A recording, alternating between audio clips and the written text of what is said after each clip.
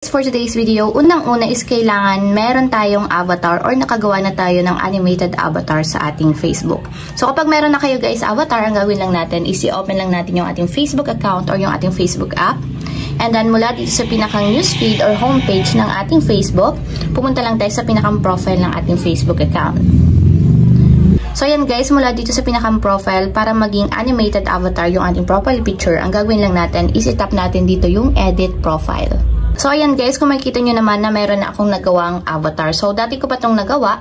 Ngayon, ipapakita ko lang kung paano ba siya mag-a-appear sa ating Facebook profile picture. So ang gagawin nyo lang is, dito sa inyong baba ng avatar, may makikita kayo ditong show on profile na may switch button sa right side niya. So para mag-show siya sa ating profile, ito-turn on lang natin yung switch button.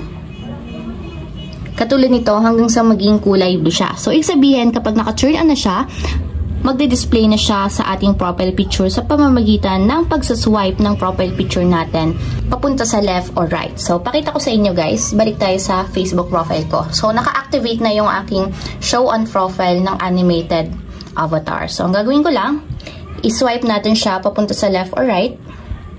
And makikita nyo naman guys, nag-appear na yung aking animated avatar.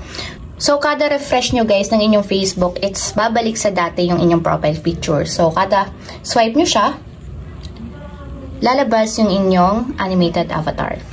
So, ayun lang guys, ganun lang kasimple.